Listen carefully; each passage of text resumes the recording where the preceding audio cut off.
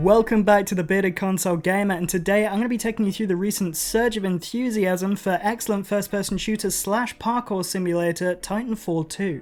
We'll be getting into why this resurgence has taken place, and also what it means for the potential of getting a third game in the series from developer Respawn Entertainment. And as always, don't forget to like and subscribe if you enjoy the video, or I'll call my dad's brother's uncle's sister who works at From Software and have them cancel Elden Ring.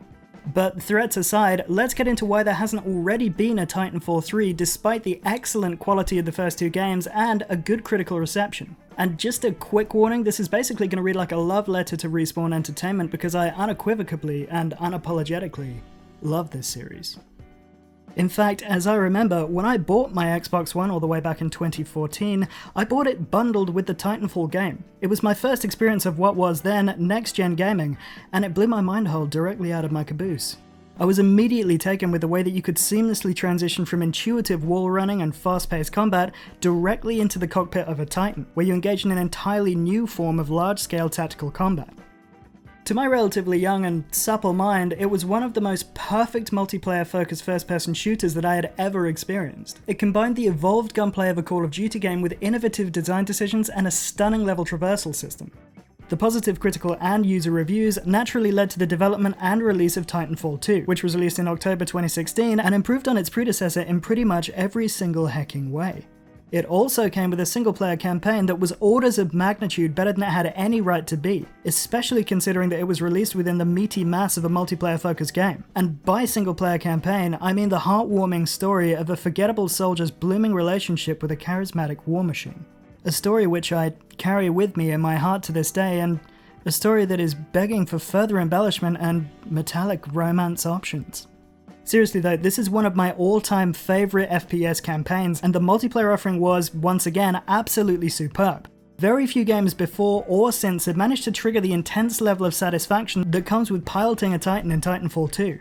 Unfortunately, the game underperformed at launch, partially because the Galaxy brains at EA chose to release it in a crowded war window, populated on one side by Battlefield 1 and on the other by Call of Duty Infinite Warfare. Unsurprisingly, those big hitters sucked a lot of launch hype away from the game, and it was eventually just lost in the noise. It never really got its moment.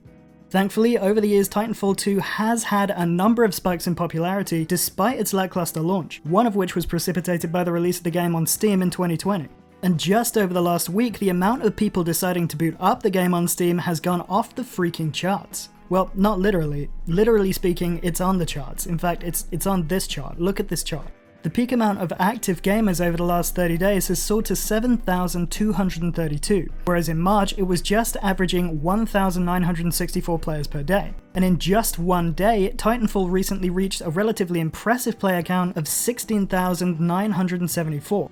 And right before I went to publish, Respawn put out this tweet announcing that Titanfall 2 was going to be free to play on Steam for the entirety of the weekend, which has led to a new single-day record of 18,934 players. Even those of us who, like me, distrust numbers and believe that they were potentially created by Satan to confuse and waylay us, can simply look at the graphs and know that interest is peaking in a big way. And it's not just on Steam. Interest is generally swelling around the IP. I mean, take a look at this Google Trends chart. That right there is what we in the business call an interest spike. So why the sudden resurgence of love in Titanfall 2? Well, it comes down to a combination of factors. For one, there was recently a huge sale on Steam which saw the game's price drop by 75%. It was also recently announced that Season 9 of Battle Royale Apex Legends is going to receive, and I quote, a ton of Titanfall coming back into the game in one way or another. And that's according to Apex game director Chad Grenier. And following that, we've already had the reveal of a new legend named Valkyrie, who's coming to the game next season, and who ties directly to the story of Titanfall 2, being, as she is, the daughter of one of the bosses that you actually fight in the game. So along with the sale, you probably have a bunch of people buying Titanfall and checking out the campaign to get a better understanding of Valkyrie's backstory, which was touched on nicely in her reveal trailer. And just by the by, Apex recently celebrated passing the 100 million player mark, so that's a lot of people who are suddenly going to be reminded that Titanfall exists and may well be becoming frothy about it as we speak. And what's more, we can expect another froth peak when Valkyrie officially joins the Battle Royale early next month. And this leads us to the main question: will all this newfound Titan hype help the chances of Respawn developing a Titanfall 3? Well, the short answer for that is yes, and one reason for that is that Respawn Entertainment is owned by EA, the very same EA that's downright famed for lusting after dirty, dirty money. Making noise and heightening the fact that consumers are indeed interested in the franchise, and therefore that there's money to be made, does make it more likely that a sequel is going to be made than if there was no support or buzz around it at all. And beyond that, it sounds like EA is giving Respawn a pretty long leash on what they do with their development time.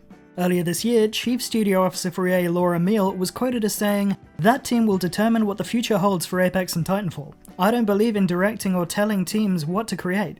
It has to come from the player community and the inspiration and motivation of developers." Now, the actual length of that leash has to be ascertained, but it's a pretty comforting sign.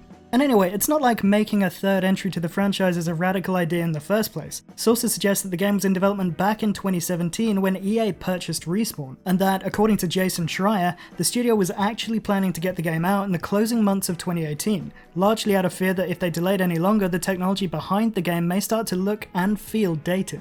Then after that, as we know, they switched gears and put an emphasis on Apex, which luckily turned out to be a ridiculous success and, poetically, is now in the process of reviving interest in its progenitor.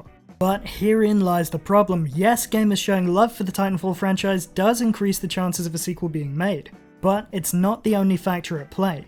Since Titanfall lapsed, Respawn has gone on to make Apex Legends and Jedi Fallen Order, both of which are superb, profitable games in their own right, and both of which present their own opportunities going forwards. Fallen Order deserves, and it sounds like is getting, a sequel of its own, and Apex needs a team to keep it alive. On top of that, we know that Respawn is in the early stages of hiring personnel to build up an entirely new IP, which looks like it's going to be separate from any franchise that they've worked on in the past. So the question isn't only if Titanfall 3 is going to happen, it's also where it sits on Respawn's long list of priorities. So here's my answer again. Yes, we are going to get Titanfall 3 one day, and the chances of that happening can only increase with gamer interest in the series. So if you love the game, keep being loud and keep being passionate, because without the noise, these studios aren't going to know that you're there and that there's interest in their IP. As to the question of when, well, it's probably a ways down the road. Respawn has a lot of balls in the air at the moment, and alongside dealing with COVID disruptions, we know that the studio has already begun work on the sequel to Jedi Fallen Order. So unless Titanfall 3 is somehow pretty far in development behind the scenes, we can probably expect Respawn to prioritize the release of Fallen Order 2 first, and I'm hoping to see that game drop somewhere in the second half of 2022. And with that, I'm ending it here for today. If you enjoyed the video, please remember to like and subscribe. And if you didn't enjoy the video, please remember to like and subscribe, but also tell me why. Tell me what I got wrong, because I love to learn. I'm here to learn. Either way, thanks for watching, and be sure to keep it here for upcoming content and news from around the gaming industry.